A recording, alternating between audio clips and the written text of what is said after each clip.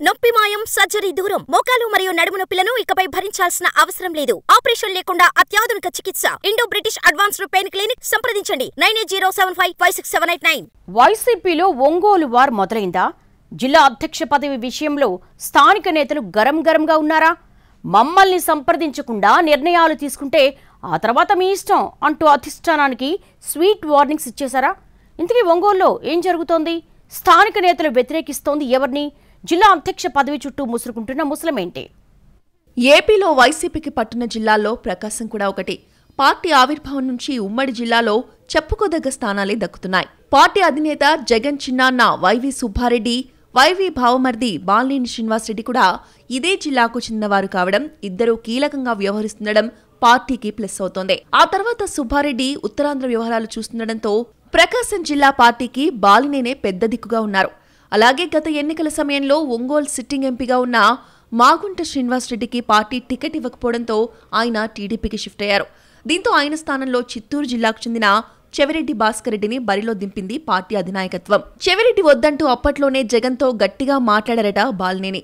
వలస నేతలతో జిల్లాలో సమీకరణాలు మారిపోతాయంటూ లెక్కలు కూడా చెప్పినట్టు తెలిసిందే. అయినా తన మాట నెగ్గకపోవడంతో అప్పటికి వెనక్కి తగ్గారు బాలినేని. కానీ ఆయన ఊహించినట్టుగానే మాగుంట టీడీపీ అభ్యర్థిగా బరిలో నిలవడం, చెవిరెడ్డి జిల్లాలో పూర్తి స్థాయిలో నియోజకవర్గానికి సమయం కేటాయించలేకపోవడంతో 25 ఏళ్ల తర్వాత తెలుగుదేశం ఖాతాలో పడిపోయింది ఒంగోలు ఎంపీ టికెట్. దాదాపు 25-30 ఏళ్ల తర్వాత గిద్దలూరు, మార్కాపురం వంటి స్థానాల్లో సైతం టీడీపీ జెండా ఎగరవేయగలిగింది. ఈ క్రమంలో ఫలితాల తర్వాత దాదాపు నెల రోజుల నుంచి హైదరాబాద్కే పరిమితమయ్యారట బాలినేని. ఈ పరిస్థితుల్లో వైసీపీ ప్రకాశం జిల్లా అధ్యక్షుడిగా చెవిరెడ్డి భాస్కర్ రెడ్డిని ప్రకటిస్తారన్న వార్తలు కలకలం రేపుతున్నాయి. జిల్లా నాయకులు ఎవరిని సంప్రదించకుండా అంత పెద్ద నిర్ణయం ఎలా తీసుకుంటారంటూ మండిపడుతోందట ద్వితీయ శ్రేణి. ఎన్నికల ఫలితాలు చూశాక పార్టీని పునర్నిర్మించుకోవాల్సిన టైంలో వేరే జిల్లా నాయకుడిని ఇక్కడ ఎలా అధ్యక్షుడిని చేస్తారంటూ ఫైర్ అయిపోతున్నట్టుగా తెలుస్తోంది. జిల్లాలో పార్టీ ఏమైపోయినా పర్వాలేదు, మేమనుకున్నట్లే అంతా జరగాలన్న భావనను పార్టీ పెద్దలు వదులుకోకుంటే భారీ మూల్యం చెల్లించుకోవాల్సి వస్తుందన్న వార్నింగ్లు సైతం వస్తున్నాయట క్యాడర్ నుంచి.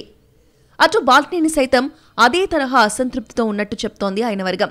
చెవిరెడ్డి పోకడల వల్ల 1-2 అసెంబ్లీ నియోజకవర్గాల్లో పార్టీ అభ్యర్థులు ఓడిపోవాల్సి వచ్చిందని, మళ్లీ ఆయన్నే జిల్లా అధ్యక్షుని చేస్తే ఇక మేం కార్యకర్తల దగ్గరికి ఏ ముఖం పెట్టుకుని వెళ్లాలంటూ అసహనంగా ఉన్నట్టు తెలుస్తోంది. 2014లో పార్టీ ఓడిపోయినప్పుడు ఐక్యమత్యంగా ఏం చేశామో, మళ్లీ 2019లో ఎలా బలోపేతం చేయగలిగామో పెద్దోళ్లు గుర్తుకు తెచ్చుకోవాలన్నది బాలినేని అభిప్రాయంగా చెప్పుకుంటున్నారు. అటు కార్యకర్తలు సైతం జిల్లా పార్టీకి పెద్ద దిక్కుగా ఉన్న నాయకుణ్ణి కాదని ఎలా నిర్ణయం తీసుకుంటారన్న చర్చ జరుగుతోందంటున్నారు. చెవిరెడ్డి భాస్కర్ రెడ్డి ఒంగోలు ఎంపీ అభ్యర్థిగా పోటీ చేసిన తిరుపతి నుంచి షటిల్ సర్వీస్ చేశారే తప్ప ఫుల్ టైం ఇక్కడ కూర్చొని రాజకీయాలు చేయలేదని అంటున్నారు ప్రకాశం వైసీపీ లీడర్స్. పొదిలిలో ఒక ప్రైవేట్ కాలేజ్లో తాత్కాలిక కార్యాలయాన్ని ఏర్పాటు చేసుకుని తన ఎన్నికల టీంను అక్కడి నుంచి ఆపరేట్ చేసిన చెవిరెడ్డి కనీసం ఒంగోలులో తన ఆఫీస్ పెట్టలేదని, అలాంటి వ్యక్తికి జిల్లా అధ్యక్ష బాధ్యతలు ఎలా ఇస్తారన్నది పార్టీ నేతల వాదన. అలాగే ఫలితాల తర్వాత జిల్లాకు ఒక్కసారి కూడా రాలేదన్న సంగతిని గుర్తు చేస్తున్నారు. ఏతావాత చెవిరెడ్డికి జిల్లా అధ్యక్ష పదవి విషయంలో బాలినేని సీరియస్ గానే ఉన్నట్టు సమాచారం. జిల్లా నేతలతో చర్చించకుండా అధిష్టానం ఏకపక్ష నిర్ణయాలు తీసుకుంటే అంతిమంగా పార్టీయే నష్టపోవాల్సి వస్తుందని తెగేసి చెప్పారట. మాతో సంబంధం లేకుండా మీ నిర్ణయాలు మీరే తీసుకుంటే మా నిర్ణయాలు కూడా మాకుంటాయని తనతో మాట్లాడిన పార్టీ పెద్దలతో అన్నట్టుగా సమాచారం. ఈ పరిస్థితుల్లో ఒంగోలు వైసీపీ రాజకీయం రక్తి కడుతోంది.